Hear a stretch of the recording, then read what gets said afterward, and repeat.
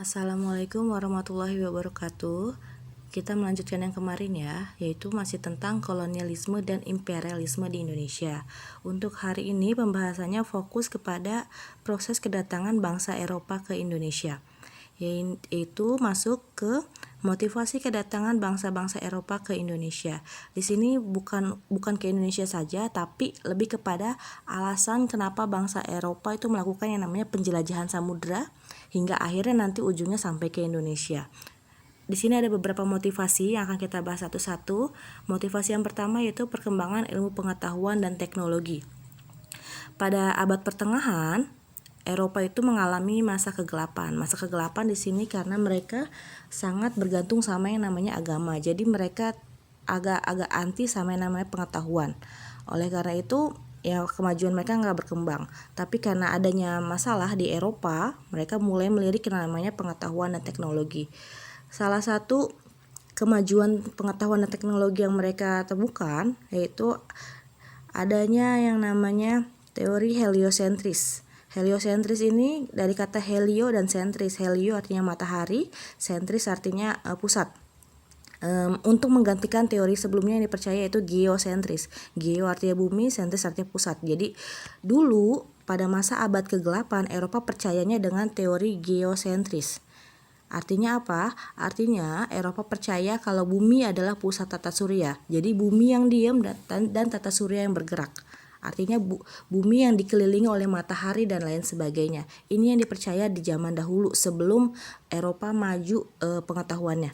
Tapi berkat penelitian yang dilakukan oleh Nicolaus Copernicus, Galileo Galilei, dan peneliti lainnya, di sini mereka merubah pandangan orang-orang gereja, merubah pandangan orang-orang Eropa kalau ternyata teori geosentris yang salah. Yang benar adalah teori heliosentris. Jadi yang benar adalah matahari sebagai pusat tata surya, bukan bumi yang menjadi pusat tata surya. Oleh karena itu, apa dampaknya kalau matahari yang jadi pusat tata surya? Ya bumi yang bergerak. Dan selama ini mereka percaya kalau bumi itu bentuknya datar. Karena kalau bumi bentuknya datar, mereka akan takut untuk pergi terlalu jauh atau melaut terlalu jauh. Kalau bumi bentuknya datar, kalau mereka melautnya terlalu jauh, mereka akan jatuh ke suatu lubang hitam dan lain sebagainya. Tapi kalau bumi bentuknya bulat, dengan teori heliosentris, sejauh apapun mereka pergi, mereka akan kembali lagi ke titik yang sama.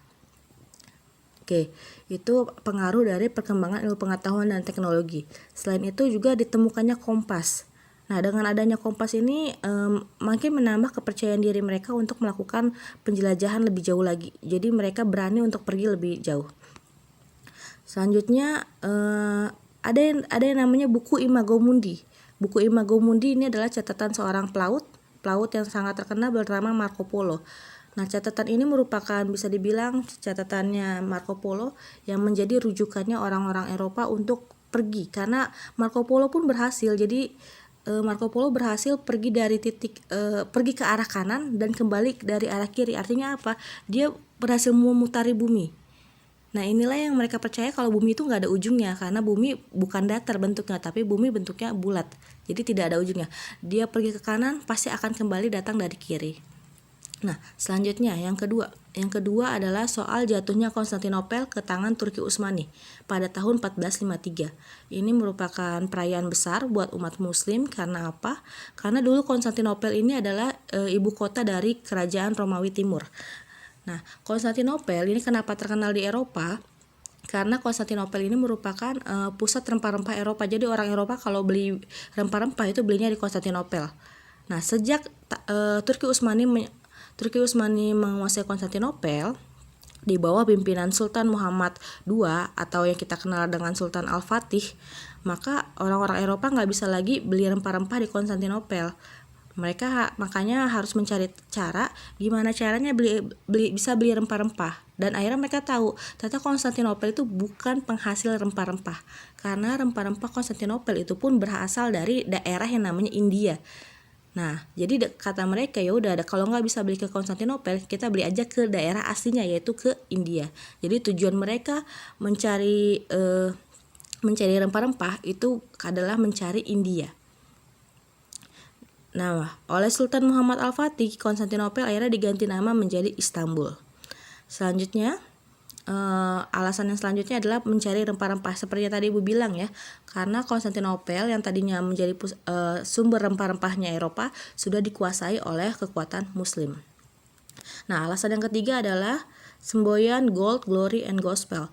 Gold di sini artinya emas. Emas di sini bukan berarti bukan berarti emas real emas ya. Maksudnya emas di sini itu adalah kekayaan. Kekayaan di sini maksudnya adalah bisa dibilang rempah-rempah, karena rempah-rempah tuh mahal sekali di Eropa sana. Karena Eropa agak-agak maksudnya daerah dingin ya, ketika dia butuh yang hangat-hangat pasti kan sumbernya rempah-rempah, dan rempah-rempah susah sekali ditemukan di sana. Jadi makanya emas di sini artinya rempah-rempah. Nah, selanjutnya glory. Glory di sini artinya kejayaan. Kejayaan di sini merupakan prestise atau kebanggaan tersendiri ketika mereka memiliki daerah jajahan tertentu. Jadi banyak negara-negara atau kerajaan-kerajaan di Eropa yang mulai merasa, wah kalau daerah saya luas maksudnya bukan cuma daerah kekuasaan saya bukan cuma di Eropa, mereka akan merasa lebih bangga, merasa lebih hebat dibandingkan negara lainnya. Lalu yang terakhir ada gospel. Gospel di sini artinya adalah semangat keagamaan. Semangat keagamaan ini didasari apa? Didasari oleh alasan yang tadi, jatuhnya Konstantinopel ke tangan umat Muslim. Nah, di sini ada yang namanya semangat reconquista. Semangat reconquista ini adalah semangat balas dendam. Balas dendam karena apa? Karena semenjak Konstantinopel dikuasai umat Muslim, orang-orang Eropa yang notabene adalah orang Kristen itu nggak boleh lagi belanja ke Konstantinopel atau nggak boleh lagi belanja ke Istanbul. Oleh karena itu mereka punya semangat yang namanya semangat reconquista, yaitu semangat balas dendam kepada umat Muslim. Oke, untuk hari ini sekian dulu, sampai sini. Wassalamualaikum warahmatullahi wabarakatuh.